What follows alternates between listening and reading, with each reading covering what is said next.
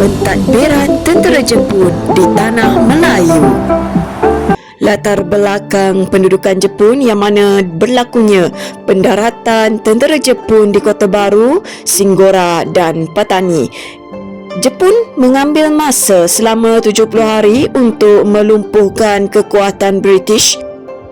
Seterusnya adalah struktur pentadbiran tentera Jepun yang mana adanya pentadbiran tentera yang dilakukan oleh tentera Jepun, adanya pentadbiran tanah Melayu, terdapat juga pentadbiran wilayah serta pecahan kepada kedudukan negeri-negeri Melayu Utara dan status kedudukan Raja-Raja Melayu. Terdapat juga pasukan perisik tentera dan ada juga perkhidmatan negara yang telah dibuat kepada masyarakat serta wujudnya sistem pendaftaran negara. Terdapat beberapa dasar pentadbiran Jepun yang menggunakan dasar pentadbiran tentera, iaitu yang pertama dasar politik, yang kedua pula adalah dasar ekonomi, yang ketiga dasar sosial, dan seterusnya yang terakhir dasar perkauman.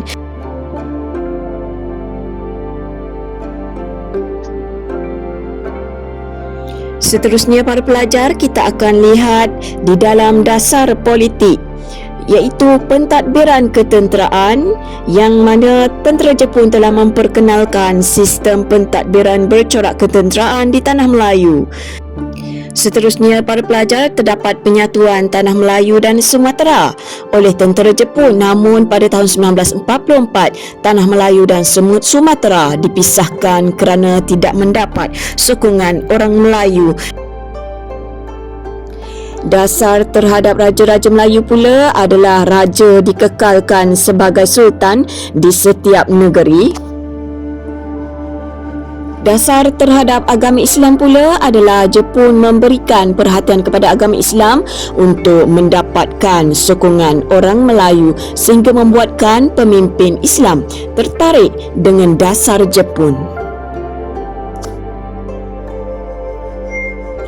Dasar yang seterusnya adalah dasar ekonomi, yang mana dasar ekonomi telah dilaksanakan oleh Jepun di tanah Melayu yang menggunakan ekonomi kawalan, dan Jepun telah menghapuskan ekonomi bebas yang dilaksanakan semasa pemerintahan British.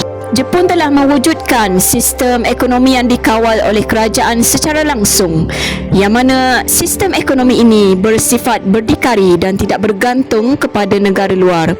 Jepun juga menggalakkan pengeluaran bahan mentah untuk industri ringan serta industri-industri tempatan ditubuhkan bagi menghasilkan barangan yang telah siap. Seterusnya adalah eksploitasi sumber alam, yang mana Jepun memonopoli kekayaan sumber alam yang terdapat di tanah Melayu. Contohnya, kekayaan bahan galian seperti bauksit dan besi dieksploitasi untuk kegunaan Jepun. Bahan galian yang diperoleh daripada tanah Melayu dieksport ke Jepun untuk kegunaan sektor perindustrian di negara tersebut. Yang terakhir iaitu monopoli pemodal Jepun, iaitu semasa pemerintahan tentera Jepun, kegiatan perniagaan dan perdagangan di tanah Melayu dimonopoli oleh pihak Jepun.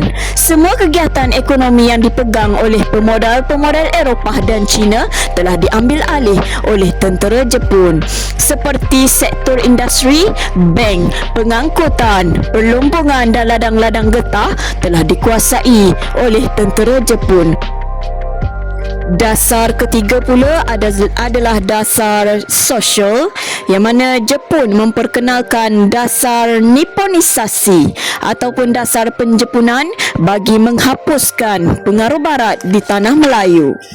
Dasar penjepunan ini adalah bertujuan untuk menjepunkan rakyat tanah Melayu. Selaras dengan matlamat tersebut, pemerintah Jepun menggantikan budaya barat dengan nilai-nilai bahasa dan kebudayaan Jepun kepada penduduk tempatan. Jepun juga berhasrat menanamkan perasaan taat setia kepada Maharaja Jepun dalam kalangan penduduk tanah Melayu. Antara langkah-langkah yang diambil untuk meniponisasikan rakyat Tanah Melayu adalah dalam bidang pendidikan, iaitu pendidikan barat dihapuskan, penggunaan bahasa Inggeris dilarang, sekolah Inggeris dan sekolah Cina ditutup, sekolah-sekolah Jepun dibuka, buku-buku dalam bahasa Jepun diterbitkan, serta pelajar yang memiliki kemahiran dalam bahasa Jepun berpeluang mendapat jawatan tinggi kerajaan. Kebudayaan Jepun disebarkan melalui muzik, filem, makanan dan pesta pakaian. Serta Jepun juga menggalakkan amalan hidup seperti orang Jepun kepada seluruh penduduk masyarakat di Tanah Melayu.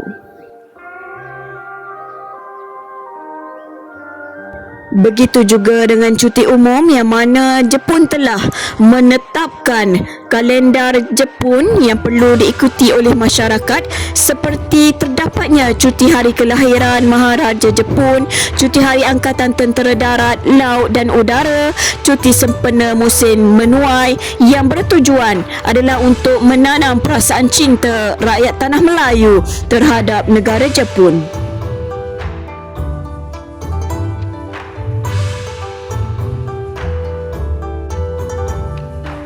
Seterusnya yang terakhir ialah dasar perkauman, yang mana tentera Jepun mengamalkan dasar berbaik-baik dengan orang Melayu dan orang India. Jepun mengamalkan dasar ini adalah untuk mendapat sokongan daripada orang Melayu dan ingin mendapatkan kerjasama bagi membebaskan negara India daripada penjajahan British. Dalam pada itu, Jepun mengamalkan penindasan terhadap orang Melayu di Tanah Melayu, serta ingin membalas dendam terhadap orang Cina kerana menyokong negara Cina ketika tercetusnya Perang Cina-Jepun. Japanese aircraft also attacked Singapore itself.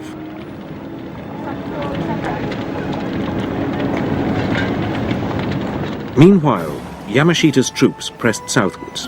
Many were to ride the length of Malaya on bicycles.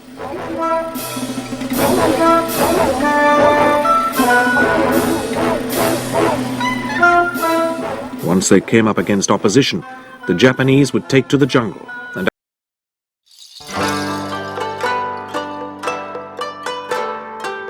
Kesan pendudukan Jepun dalam bidang politik, ekonomi dan sosial adalah seperti Jepun membangkitkan semangat kebangsaan menerusi slogan Asia untuk orang Asia.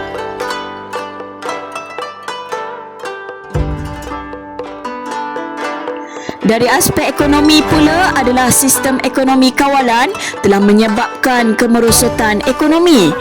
Kedua, taktik bumi hangus menyebabkan perusahaan biji timah dan getah terjejas kerana bekalan makanan tidak mencukupi serta harga barang keperluan harian melambung tinggi.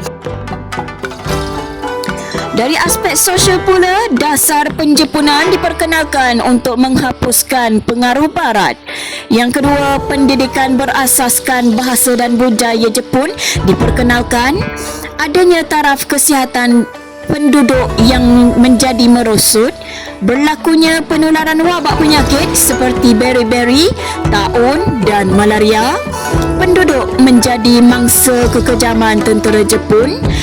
Penduduk juga dipaksa membina jalan kereta api maut antara Thailand dan juga Myanmar, serta berlakunya perpindahan penduduk ke kawasan pinggir hutan disebabkan oleh kebuluran dan kezaliman tentera Jepun.